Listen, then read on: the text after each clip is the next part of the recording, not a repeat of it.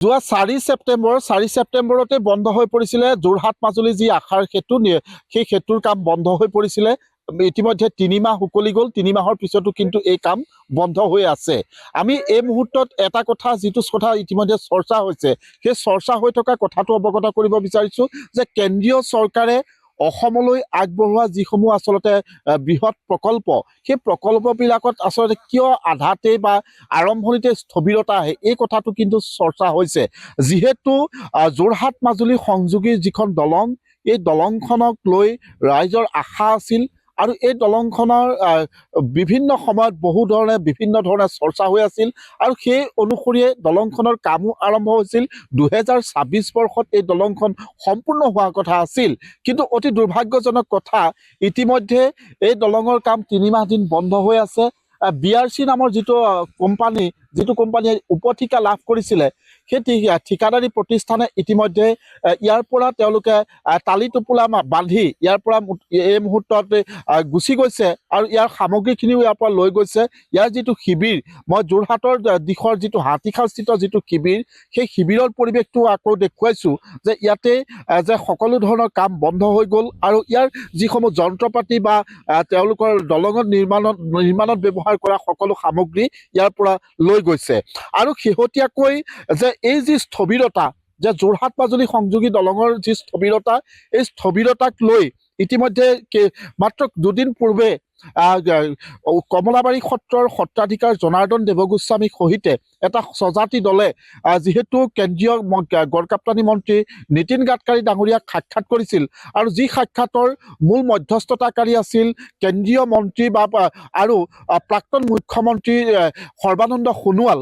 আৰু তেতিয়া এই কথাটো তেওঁ কেন্দ্ৰীয় গড়কাপ্তানি মন্ত্ৰীগৰাকীয়ে যে ইয়াৰ কাম পুনৰ আকৌ অতি শীঘ্ৰেই আৰম্ভ হ'ব বুলি তেওঁ যদিও আশ্বাস দিছে, কিন্তু এই কথাটো এই মুহূৰ্তত প্ৰশ্ন উত্থাপন হৈছে এই কাৰণেই যে এই সময়ছোৱাতে আছিলে দলঙৰ কাম ক্ষিপ্ৰগতিত আগবঢ়াই নিয়াৰ এটা অন্যতম পিক টাইম। এই সময়ছোৱা কিন্তু আজিৰ তাৰিখত বন্ধ হৈ আছে।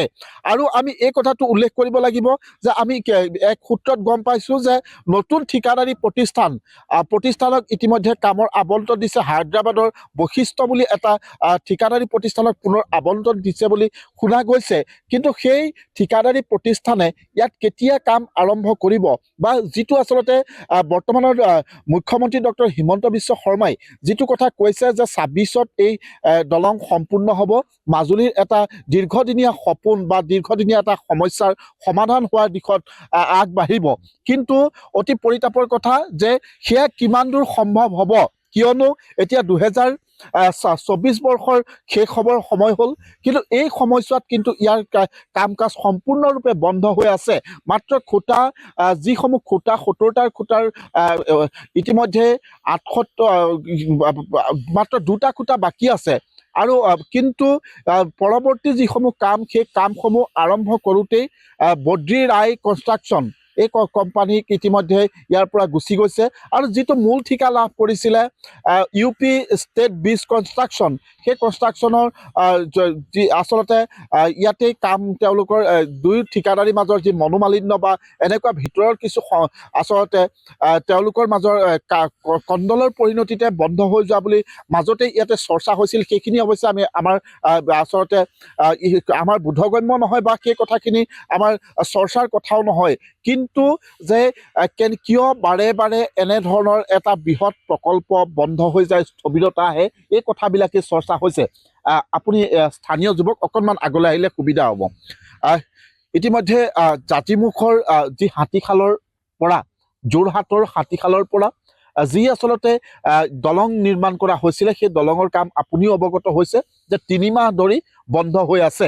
যদি এই ঠিকাদাৰী প্ৰতিষ্ঠানৰ কাৰণেই বা কি কাৰণেই নহয়, কিন্তু এই সময়ছোৱাত বন্ধ হৈ থকাক লৈ যিহেতু ইতিমধ্যে আপোনালোকে এই কথাটোক বিভিন্ন সময়ত প্ৰতিক্ৰিয়া ব্যক্ত কৰিছে, কি ক'ব এই মুহূৰ্তত, কি ক'ব? আকৌ নতুন ঠিকাদাৰী প্ৰতিষ্ঠানক কামৰ আবণ্টন দিছে বুলি শুনা গৈছে। হয়, আচলতে অতি দুৰ্ভাগ্যজনক কথা, কিয়নো এই বৰ্তমান খৰালি সময় এই সময়ছোৱাত আচলতে কাম কৰা জাতিমুখত বা মাজুলী সংযোগী যিখন দলং, এই এটা বানাক্ৰান্ত অঞ্চলত এই দলংখনৰ কাম চলি আছে জাতিমুখত। এই অঞ্চলটোত আচলতে এই সময়ছোৱা উত্তম সময় আছিলে, যিটো সময়ত কামৰ তেওঁলোকে অগ্ৰগতি কৰিব লাগিছিলে। কিন্তু অতি লক্ষণীয়ভাৱে অতি দুখ লগা বিষয় পৰিতাপৰ বিষয় এইটোৱে যে দুইটা কোম্পানীৰ মাজত আচলতে কিছু মনোমালিন্যৰ ক্ষেত্ৰত আজি 3 মাহ ধৰি কাম বন্ধ হৈ আছে, বা নতুন কোম্পানী আহিছে বুলি শুনিছোঁ যদিও কিন্তু আজি তাৰিখত ইয়াত পৰিলক্ষিত হোৱা নাই। গতিকে যদি তেওঁলোকৰ মনোমালিন্যৰ কাৰণে যদি আৰু 3 মাহ তেওঁলোকে ইয়াত এনেধৰণে কামসমূহ স্থবিৰতা হৈ যায়, কিন্তু পাছৰ সময়সমূহত বাৰিষা সময় সমাগত হ'ব, তেতিয়া কিন্তু কামৰ অগ্ৰগতি একেবাৰে শূন্য হৈ পৰিব। গতিকে যিহেতু অসমৰ মাননীয় মুখ্যমন্ত্ৰীগৰাকীয়ে কৈ আছিলে যে 26ত তেওঁক এই দলংখন মাজুলীবাসীক বা যোৰহাটবাসীক উপহাৰ দিব, কিন্তু অতি লক্ষণীয়ভাৱে এনেধৰণে যদি আচলতে 6 মাহ এবছৰত কামেই বন্ধ হৈ থাকে, 6 মাহ 7 মাহ বন্ধ হৈ থাকে, তেতিয়া 26টো বাদ দিয়ক, আপুনি 30লৈ যে এই কামসমূহ কোনো ধৰণৰ সম্পূৰ্ণ নহয়। এইটো কেৱল যাতে এটা আশাৰ মানে ফুলজাৰি, কথাৰ ফুলজাৰি, সেই কথাটোহে কিন্তু স্পষ্ট হৈ পৰিব। গতিকে অসমৰ মাননীয় মুখ্যমন্ত্ৰীগৰাকী আৰু কেন্দ্ৰীয় মন্ত্ৰীগৰাকী নীতিন গাডকাৰী ডাঙৰীয়াক আমি এটা কথা আহ্বান জনাইছোঁ, যাতে আপুনি তাৎক্ষণিকভাৱে এইটো এটা বিহিত ব্যৱস্থা গ্ৰহণ কৰক, আৰু বিহিত ব্যৱস্থা গ্ৰহণ কৰি যিসমূহ কোম্পানীক দায়িত্ব দিছে অতি শীঘ্ৰে কাম আৰম্ভ কৰিব, সেইটো আমি আহ্বান জনাইছোঁ।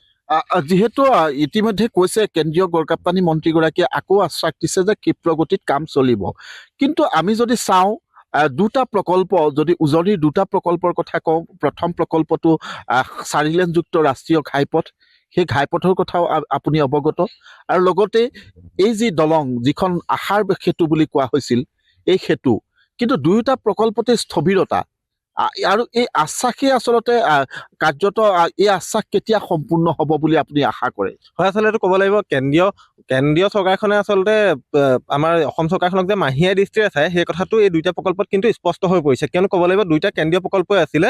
নীতিন গাডকাৰী ডাঙৰীয়াই বিগত সময়সমূহতো কৈ আছিলে যে 37 নং ৰাষ্ট্ৰীয় ঘাইপথ যে 2024ত সম্পূৰ্ণ হ'ব, কিন্তু লক্ষণীয়ভাৱে আজি তাৰিখত 37% কামো হোৱা নাই, 50% কামো সম্পূৰ্ণ হোৱা নাই। আৰু তাৰ উপৰিঞ্চি আপোনাৰ এইখন 2021 চনতে আৰম্ভ হোৱা এই দলংখনৰ কাম কিন্তু আজি তাৰিখত একেবাৰে স্থবিৰ হৈ আছে। গতিকে যদিও বিজেপি চৰকাৰখন কেন্দ্ৰতো আছে বা অসমতো আছে, তাৰপিছতো কিন্তু যে কেন্দ্ৰীয় চৰকাৰখনে অসম চৰকাৰখনক যে মাহিয়াৰ দৃষ্টিৰে চাইছে, সেই কথাটো স্পষ্ট হৈ পৰিছে। গতিকে মাননীয় নীতিন গাডকাৰী ডাঙৰীয়াক আমি এটা কথা আহ্বান জনাইছোঁ, এই দুইটা প্ৰকল্পৰ ওপৰত তেওঁ ক্ষিপ্ৰতাৰে এটা ব্যৱস্থা গ্ৰহণ কৰক, আৰু তাৎক্ষণিকভাৱে কামসমূহ আগবঢ়াত তেওঁ গুৰুত্ব প্ৰদান কৰক।